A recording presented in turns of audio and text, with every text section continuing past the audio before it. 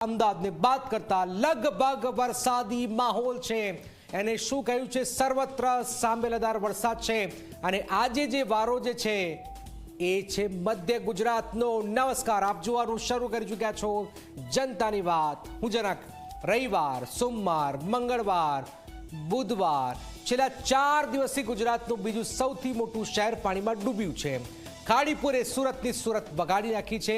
ગાડીઓ ડૂબવા લાગી છે, મંદિરો ડૂબ્યા છે, મકાનો ડૂબ્યા છે, શહેરમાં હોડીઓ ફરતી થઈ ગઈ છે, નીચાણવાળા વિસ્તારમાં લોકોનું સ્થળાંતર થવા લાગ્યું છે। સતર્કતાના ભાગરૂપે સતત એનાઉન્સમેન્ટ થઈ રહ્યા છે। સુરતમાં જ્યાં નજર પડે ત્યાં માત્ર પાણી જ પાણી છે। આજે આપણે સમજીએ કે આખરે ખાડીપુર કઈ રીતે સુરતને પોતાના બાંધમાં લઈ રહ્યું છે, કેવી રીતે દેશની ડાયમંડ નગરી પાણીથી તરબોળ થઈ રહી છે। આવું જોઈએ, જાણીએ, સમજીએ।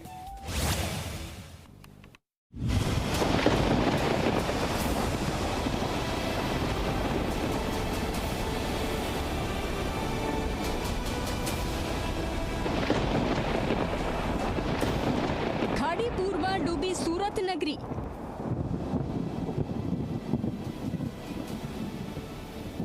પાંચ ખાડીઓએ ડૂબાડી ડાયમંડ નગરી।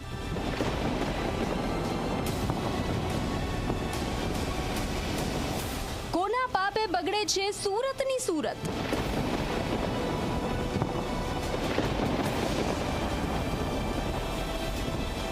સુરતમાં ખાડીપુરની સ્થિતિ સર્જાઈ છે। સીધા દ્રશ્યો જોઈ શકો છો। ફાયરના જવાનો જે છે અહીં કામે લાગ્યા છે। આ મીઠી ખાડી વિસ્તાર છે।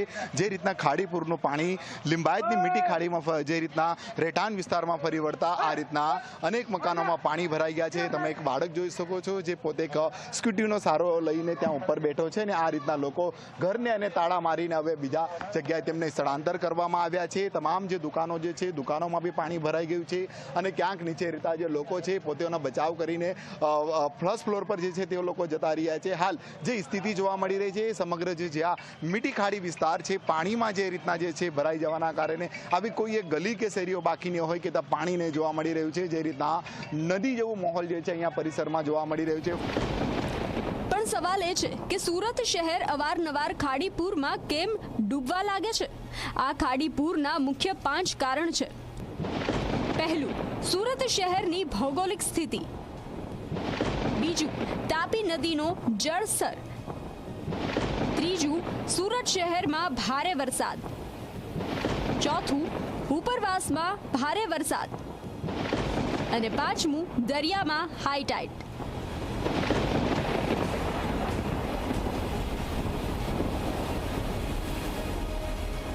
સુરત શહેરમાં તાપી નદી પસાર થાય છે। આ નદીની સાથે સાથે શહેરમાં 5 ખાડી છે, જેમાં ભેદવાડ, સીમાડા, મીઠી, બાઠેના ખાડી અને કાંકરા ખાડીનો સમાવેશ થાય છે।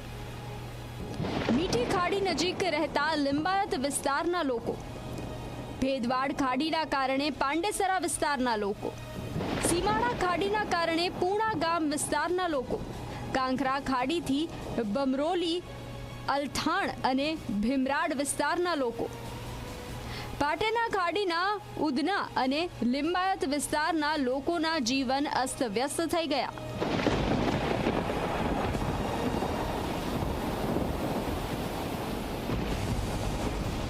ખાડીના લોકોનું જીવન અસ્તવ્યસ્ત થઈ જતા ખુદ પોલીસ કમિશનર ગ્રાઉન્ડ પર ઉતર્યા।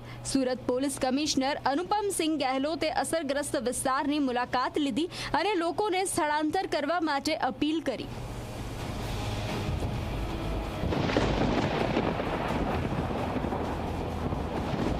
અત્યારે આ વિસ્તાર જોઈએ તો લગભગ 250 જેટલા મકાનો છે જ્યાં પાણી વધુ છે અને લોકો બી બહેનોના અને બીજા લોકોને તો બહાર કાઢી લેવામાં આવેલા છે, પરંતુ જેન્ટ્સ છે આપણા સામાનોની સુરક્ષા માટે આપણા ઘરોમાં છે જો અને અત્યારે એવો અંદેશા પણ છે કે જો હાઈ ટાઈડને લીધે બેક ફ્લો થઈ રહ્યા છે ખાડી વિસ્તારમાં, ઉપરવાસમાં બારિશ થઈ રહી છે તો વધશે, જેથી અમે લોકો આગેવાનો મારફતે પણ અપીલ કરીએ છીએ અને આપણે યોગ જણાવશે તો અમે બળજબરીથી બધાને બહાર કાઢવા માટે જો કાર્યવાહી કરીશું। ત્યાંથી સુરત જિલ્લાના ગ્રામ્ય વિસ્તારમાં પણ પરિસ્થિતિ ભયાનક છે।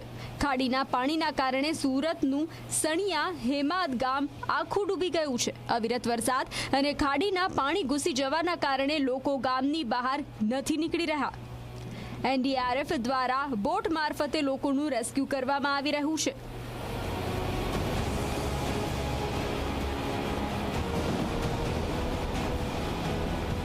સણિયા અહેમદ લો લાઇંગ એરિયા છે, એટલે અહીંયા જો લોકો છે એમને એડવાન્સમાં શિફ્ટ કરાવવામાં આવ્યું છે. અત્યારે 500 જેટલા લોકોને શિફ્ટ કરાવવામાં આવ્યું છે અને એમના માટે food packets, medical teams, doctors વગેરે બધા ઉપલબ્ધ છે. એમના માટેની વ્યવસ્થાઓ કરવામાં આવી છે.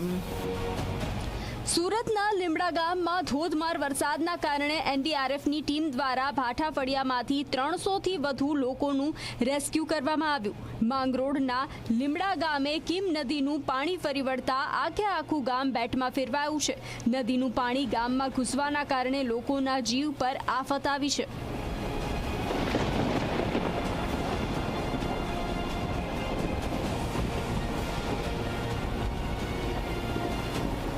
ત્રણ દિવસથી મેઘરાજાએ આખા શહેરને બાનમાં લીધું છે.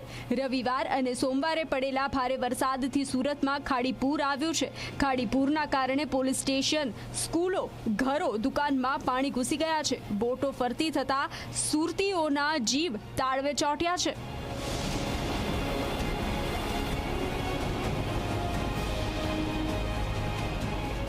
સુરતીઓને 2006માં આવેલા તાપીના પૂરની યાદ આવી ગઈ છે. ડૂબતા સુરતના દ્રશ્યો જોઈ લોકો પણ હવે ભગવાન પાસે પ્રાર્થના કરી રહ્યા છે કે હવે આ સ્થિતિમાંથી બહાર કાઢો, કારણ કે 2 ખાડી ઓવરફ્લો થતા હવે મીઠી ખાડી ઓવરફ્લો થવાની અણીએ છે, જેથી પાણીનું જોખમ હજુ વધવાની શક્યતા છે.